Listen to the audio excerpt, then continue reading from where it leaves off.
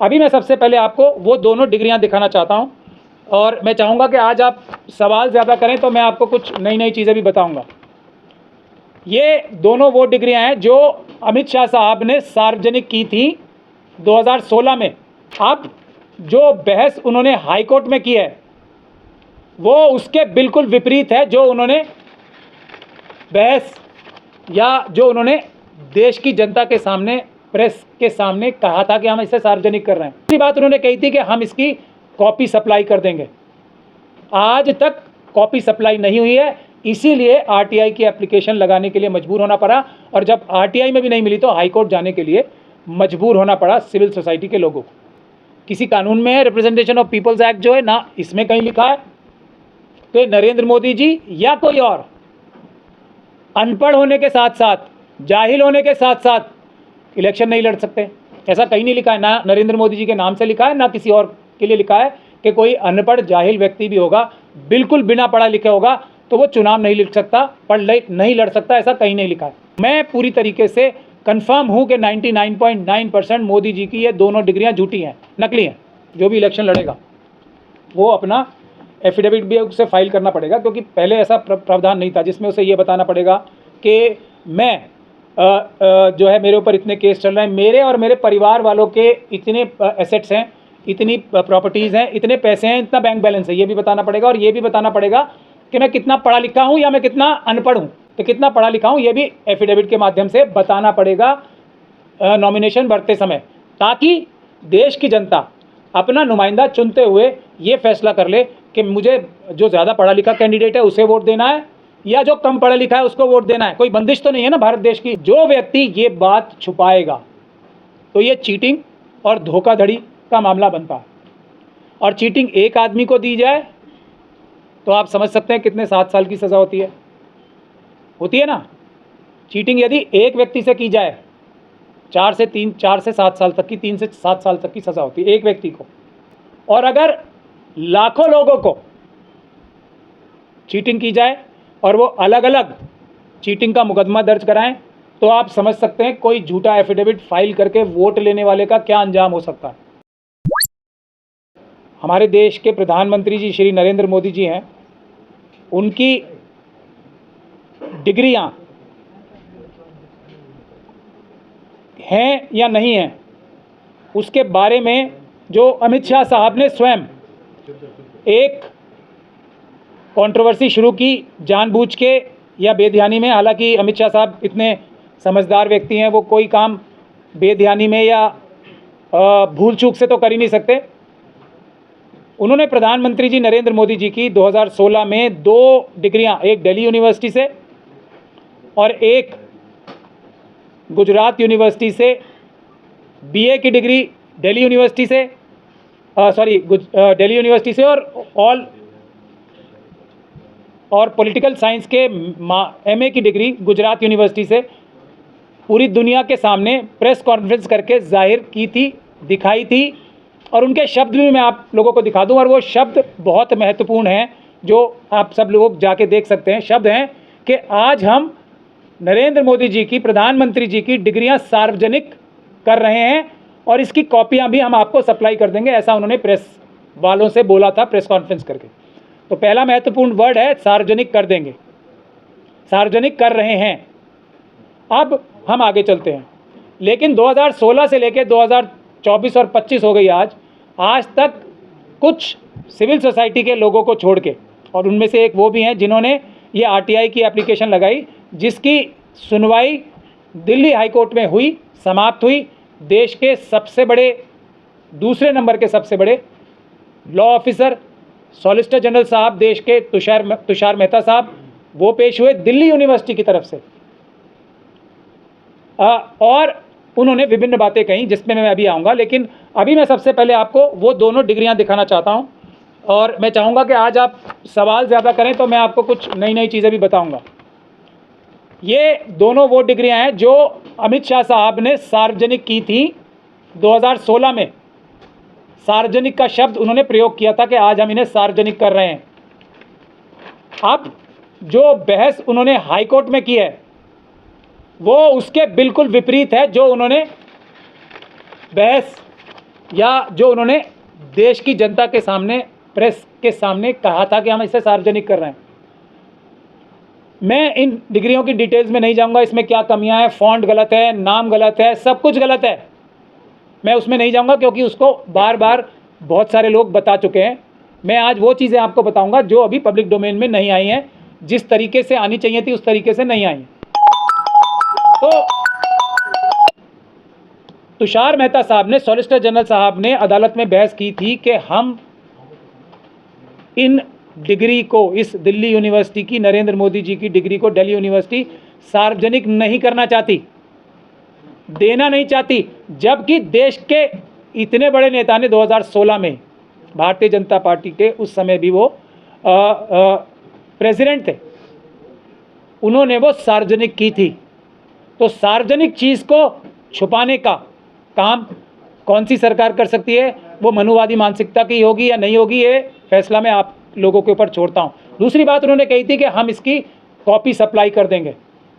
आज तक copy supply नहीं हुई है, इसीलिए आरटीआई की एप्लीकेशन लगाने के लिए मजबूर होना पड़ा, और जब आरटीआई में भी नहीं मिली तो हाईकोर्ट जाने के लिए मजबूर होना पड़ा सिविल सोसाइटी के लोगों को। ये एक बात है। अब ये डिग्री का इतना बड़ा हो हल्ला क्यों हो रहा है? ऐसा तो कहीं नहीं लिखा है कि किसी संविधान में, ना बाबा साहब डॉक्टर भीमराव अम्बेडकर ने लिखा है, ना किसी कानून में है, रिप्रेजेंटेशन ऑफ पीपल्स एक्ट जो है, ना इसमें कहीं लिखा है कि नरेंद्र मोदी जी या कोई और अनपढ़ होने के साथ साथ, जाहिल होने के साथ साथ इलेक्शन नहीं लड़ सकते। ऐसा कहीं नहीं लिखा है, ना नरेंद्र मोदी जी के नाम से लिखा है, ना किसी और के लिए लिखा है कि कोई अनपढ़ जाहिल व्यक्ति भी होगा, बिल्कुल बिना पढ़ा लिखा होगा, तो वो चुनाव नहीं लड़ सकता, नहीं लड़ सकता, ऐसा कहीं नहीं लिखा है। तो एक बात तो ये है। दूसरी बात इसमें यह है महत्वपूर्ण कि मोदी जी को ये डिग्रियां अगर उनके पास हैं या नहीं है, और ये है या नहीं है का जो विवाद भी इसीलिए शुरू होता है क्योंकि मोदी जी स्वयं ही, वरना किसको क्या फ़र्क पड़ रहा था, एमए हैं तो हैं, देश में लाखों करोड़ों लोग एमए। मोदी जी के लिए क्यों प्रॉब्लम हो गई, एकदम लोगों के कान क्यों खड़े हो गए? क्योंकि अमित शाह जी ने सार्वजनिक की। भाई मैंने कभी अपनी डिग्री सार्वजनिक की है? कोई भी जाके ले ले या मुझसे मांगे, मैं ही दे दूंगा कॉपी कि भाई मैं पढ़ा लिखा आदमी हूँ, मैं झूठ नहीं बोल रहा हूँ, मैं वकील ही हूँ। किसी से, आप में से किसी से कोई डिग्री ले ले, सब दे देंगे डिग्री, क्या दिक्कत है? किसी को कोई दिक्कत नहीं है। तो एक बात तो ये, लेकिन मोदी जी, क्योंकि अब दूसरी बात ये कि मोदी जी जैसे ही अपना मुंह खोलते हैं ना तभी भी, तो वो कितने पढ़े लिखे हैं या नहीं है ये वैसे ही पता लग जाता है सबको। और इसके उदाहरण सैकड़ों नहीं हज़ारों आपको मिल जाएंगे, पब्लिक डोमेन में भी, सोशल मीडिया और दूसरी न्यूज़ के माध्यम से भी मिल जाएंगे। तो जब एमए की बात की गई तो लोगों के, और बैचलर की बात की गई, और साथ के साथ मोदी जी के वो बयान भी देखे गए लोगों ने कि मैं कहीं पढ़ा लिखा नहीं हूँ, मैंने कोई फॉर्मल एजुकेशन नहीं ली है, तो लोगों का माथा ठनका, इसीलिए ये कंट्रोवर्सी शुरू हुई। वरना कोई कितनी भी डिग्रियां बताता रहे, किसको परवाह है? भारत में तो पीएचडी पता नहीं कितने हैं, यहाँ छोटी छोटी नौकरियां ढूंढने के लिए, और कई लोग तो मजदूरी का काम भी कर रहे हैं पीएचडी किए हुए। तो यहाँ एमए की डिग्री वो पूछ कौन रहा है? कितने लोग लेके घूमते हैं एमए डिग्री, पर मोदी जी के पास है, इसलिए सब हैरान हो गए, कैसे हो सकती है? हो ही नहीं सकती, ऐसे आदमी के पास कहाँ से आ जाएगी? एक बात तो ये हो गई। अब दूसरी बात ये कि अब एक झूठ को बोल के, एक झूठ को छुपाने के लिए 70 झूठ बोलने पड़ते हैं। ये भी एक आयाम है सिर्फ कि मोदी जी को एक तो अपने आप को पढ़ा लिखा बताना था, जो चीज़ नहीं है वो उन्हें बतानी थी। ऐसा ही शक होगा ना सब लोगों को। और मैं तो साफ साफ बात करने का आदी हूँ, मैं तो बाकी लोगों की तरह नहीं हूँ कि हम ये नहीं कह रहे कि मोदी जी की डिग्रियाँ असली नहीं है।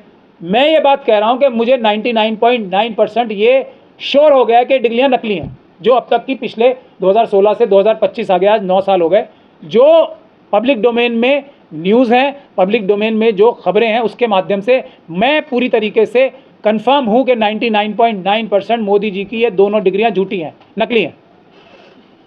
सीधी सीधी बात करनी चाहिए, घुमा फिरा के नहीं। और इसीलिए इतने महंगे महंगे वकील, इतने बड़े बड़े वकील, उनके दूसरे काम छुड़वा के इस काम को कराया जाता है कि हम डिग्री नहीं देंगे, जो चीज़ वो सार्वजनिक कर चुके हैं पहले। एक बात ये हो गई। चलिए, ये तो मोदी जी का मामला है कि, और विपक्ष की पार्टियों का मामला है कि वो उसका राजनीतिक लाभ उठाना चाहते हैं, नहीं उठाना चाहते, या मोदी जी से डर के कोई उसके बारे में कोई मजबूत कार्रवाई करना नहीं चाहते, ये तो हम उन पे छोड़ देते हैं। अब देश का क्या नुकसान हो रहा है इससे, उस पर आ जाते हैं, जिसकी वजह से मैंने आप लोगों को ये तकलीफ दी है। आज 9 साल से भी ज़्यादा हो गए इस बात को सार्वजनिक हुए मोदी जी की डिग्रियों की। अगर मोदी जी की डिग्रियाँ झूठी हैं तो इसका मतलब क्या है हमारे देश के लिए, हमारे देश के आम नागरिकों के लिए? मैं उस पर आता हूँ। और मैं चाहूँगा कि इस पर आप सवाल भी पूछें मुझसे बाद में, तो ज़्यादा बेहतर रहेगा। एक सुप्रीम कोर्ट ने जजमेंट पास की थी कि लोग जो है ना, जो भी इलेक्शन लड़ेगा वो अपना एफिडेविट भी उसे फाइल करना पड़ेगा, क्योंकि पहले ऐसा प्रावधान नहीं था जिसमें उसे ये बताना पड़ेगा कि मैं जो है मेरे ऊपर इतने केस चल रहे हैं, मेरे और मेरे परिवार वालों के इतने एसेट्स हैं, इतनी प्रॉपर्टीज़ हैं, इतने पैसे हैं, इतना बैंक बैलेंस है, ये भी बताना पड़ेगा। और ये भी बताना पड़ेगा कि मैं कितना पढ़ा लिखा हूँ या मैं कितना अनपढ़ हूँ। अनपढ़ का शब्द मैं अपनी तरफ से यूज़ कर रहा हूँ, लेकिन मतलब वही है कि कितना पढ़ा लिखा हूँ, ये भी एफिडेविट के माध्यम से बताना पड़ेगा नॉमिनेशन भरते समय, ताकि देश की जनता अपना नुमाइंदा चुनते हुए ये फैसला कर ले कि मुझे जो ज़्यादा पढ़ा लिखा कैंडिडेट है उसे वोट देना है या जो कम पढ़ा लिखा है उसको वोट देना है। कोई बंदिश तो नहीं है ना भारत देश की जनता के ऊपर कि अनपढ़ को वोट नहीं देना पसंद करेंगे। हो सकता है करें पसंद, तो ये लेकिन जनता के सामने होना चाहिए। जो व्यक्ति ये बात छुपाएगा तो ये चीटिंग और धोखाधड़ी का मामला बनता है। और चीटिंग एक आदमी को दी जाए तो आप समझ सकते हैं कितने 7 साल की सज़ा होती है ना। चीटिंग यदि एक व्यक्ति से की जाए 4 से 7 साल तक की, 3 से 7 साल तक की सज़ा होती है एक व्यक्ति को। और अगर लाखों लोगों को चीटिंग की जाए और वो अलग अलग चीटिंग का मुकदमा दर्ज कराएं, तो आप समझ सकते हैं कोई झूठा एफिडेविट फाइल करके वोट लेने वाले का क्या अंजाम हो सकता है। ये बात मैंने बताने के लिए आज देश के आपको लोगों को तकलीफ दी है, ताकि देश की जनता और ख़ास तौर पे वो लोग इस चुनाव में और इससे पहले वाले चुनाव में, ये जिन लोगों ने वोट इस वजह से दिया था कि मोदी जी एमए पास हैं, उनके साथ धोखाधड़ी हो गई है। जिन लोगों ने ये ना समझ के वोट दिया वो तो ठीक है, तो वो सारे के सारे लोग इस बात के हकदार हैं कि वो अपने निकटतम पुलिस स्टेशन में जाएं और मोदी जी के खिलाफ अपनी एफआईआर दर्ज कराएं कि मैंने धोखा खा के मोदी जी को वोट दिया था। ये तो अब मुझे धोखा ही हो गया, क्योंकि ये तो डिग्री दिखाने से ही बच रहे हैं, ये तो एमए पास है ही नहीं, ये इन्होंने मुझे धोखा दे दिया था।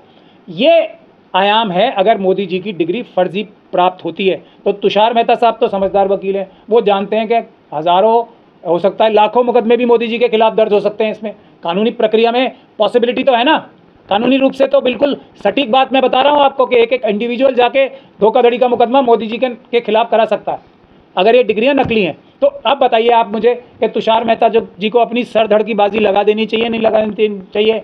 दिल्ली यूनिवर्सिटी को अपनी सर धड़ की बाजी लगा देनी चाहिए या नहीं लगा देनी चाहिए मोदी जी की डिग्री ना दिखाने के लिए? ये है। अब ये एक बात हो गई। दूसरा, अब अगर ये डिग्री नकली है, मैं आपको वो भी दिखा दूं कि मोदी जी ने कौन सा एफिडेविट फाइल किया था। ये लेटेस्ट इलेक्शन में उनका एफिडेविट है, वो भी आप सब लोग देख लें। ये उनका जो उन्होंने अपना नॉमिनेशन पेपर, ये सार्वजनिक ही होता है, ये मैंने नेट से निकाला है। तुषार मेहता जी को बड़ी समस्या हो जाती है ना इन सब चीज़ों से। इसमें तो क्या क्या निजता की बातें लिखी हैं, मैं ये आपको इसलिए दिखा रहा हूँ। जो चीज़ सार्वजनिक है, मतलब तुषार मेहता साहब ने एक तरीके से कोर्ट को धोखाधड़ी की है उन्होंने भी, कि हम नहीं दिखाना चाहते क्योंकि निजता का हनन होगा। इससे ज़्यादा निजता का हनन क्या होगा कि डिग्री तो छोड़ दीजिए, छोटी बातें मैं दिखा रहा हूँ क्या क्या निजता का हनन हो रहा है।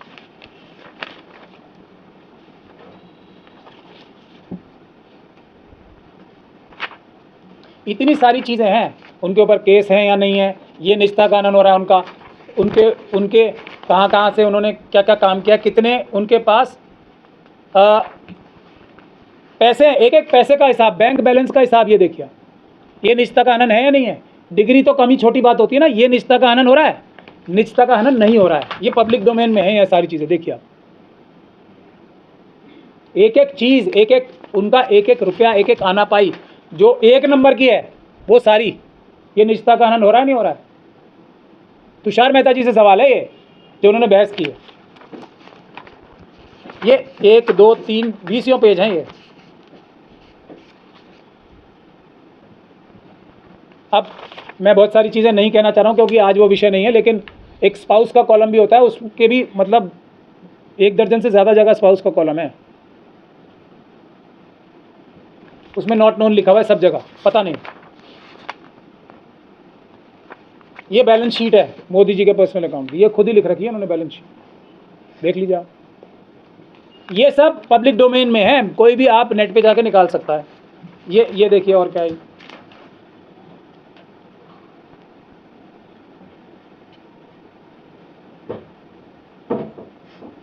ये लीजिए बैंक अकाउंट, ये लीजिए बैंक अकाउंट।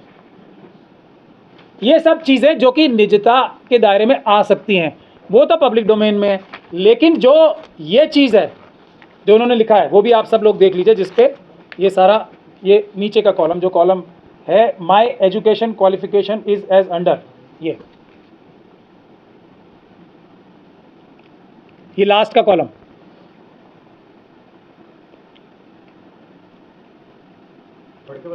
पढ़ के भी बता रहे हैं हम। इसमें लिखा है माई एजुकेशनल, ये कॉलम नंबर 10 है, my education qualification is as under, name of exam SSC board Gujarat 1967, ठीक, bachelor of arts Delhi university Delhi 1978 1978, master of arts Gujarat university Ahmedabad 1983, ठीक है जी।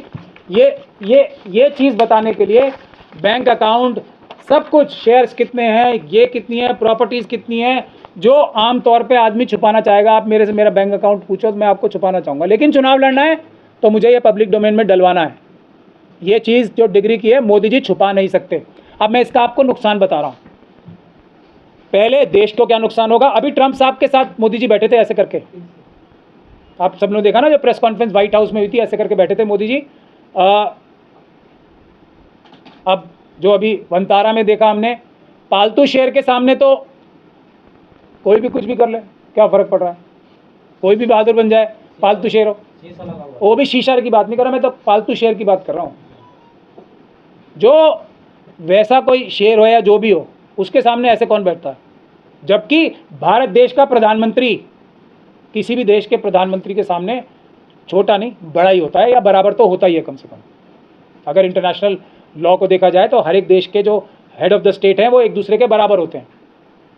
अब ये क्यों हो रहा होगा, मतलब प्रधानमंत्री है ना, उसके पद पे बैठ के लोगों को हौसला आ जाता है। मोदी जी को भी इतना तो हौसला आ ही गया होगा, इतना हम जानते हैं। लेकिन ये ट्रंप साहब ने क्या उन्हें ये डिग्री के बारे में पूछा होगा, नहीं पूछा होगा, एक चुटकी ले ली होगी प्रेस कॉन्फ्रेंस शुरू होने से पहले, what is happening about that degree issue of yours, is it true और फॉल्स। अब आदमी डर, यार ये तो क्या हो गया, यहाँ भी हो गया, ये होने की पॉसिबिलिटी है या नहीं है। हो गया आदमी अंडर प्रेशर, हो गए मोदी जी अंडर प्रेशर, ऐसा अंदाज़ा लगाया जा सकता है। अब उन्होंने क्या किया उसके बाद, जो 3 डील्स जो बता रहे हैं वो आके, वो तीनों डील्स भारत के खिलाफ, भारत के इंटरेस्ट के खिलाफ हुई। ये नुकसान है इस डिग्री का ना दिखाने का। तो ये देश के साथ नुकसान किया जा रहा है।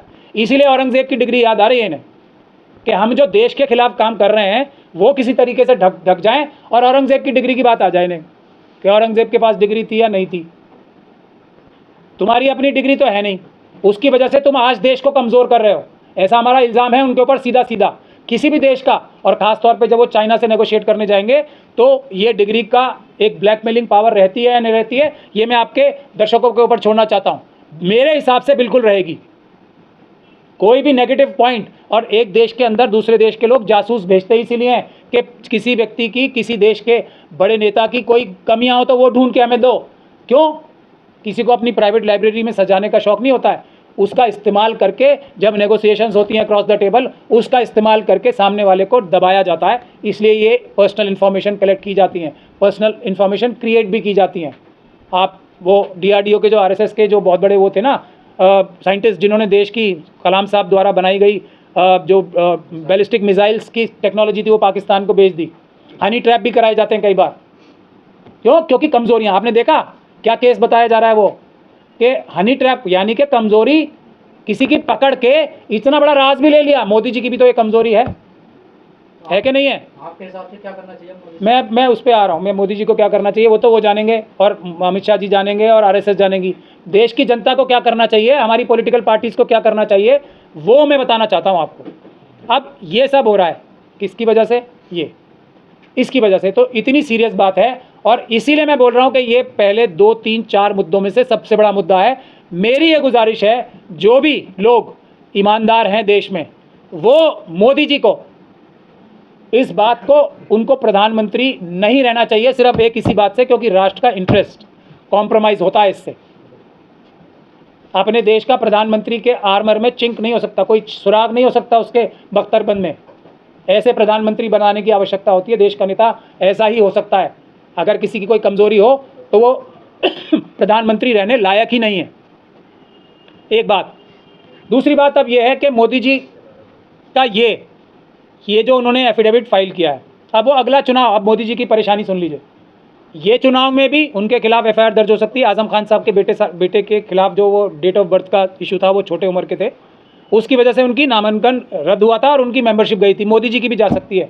अगर समय पे ये केस डाला गया होता उनके खिलाफ, मुझे मालूम नहीं है कि उनके खिलाफ इलेक्शन पिटीशन डली हुई है या नहीं डली हुई। अगर डली होगी तो मोदी जी की सदस्यता 5 से 6 महीने के अंदर जा सकती है। अगर नहीं डली होगी तो उसकी कोशिश की जा सकती है डिले कंडोन करा के।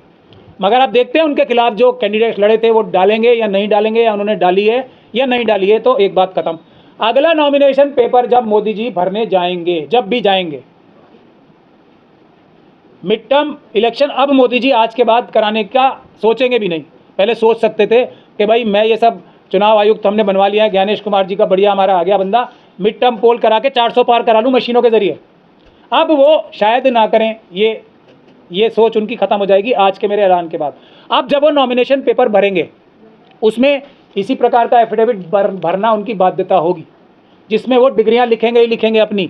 ये उनकी बाध्यता है क्योंकि वो ये लिख चुके हैं। एक बात, अब लिखेंगे तो स्क्रूटनी के टाइम, अब की बार तो कोई ना कोई कैंडिडेट अच्छा होगा ही जो हमारे जैसे किसी वकील को कर ही लेगा। स्क्रूटनी जब होगी ना तो ये बताएगा कि ये गलत है, डिग्री दिखाओ, डिग्री दिखाओ, ये झूठ है बात, मैं ये कह रहा हूँ बात। इस ग्राउंड पे मोदी जी का नॉमिनेशन कैंसिल हो जाएगा।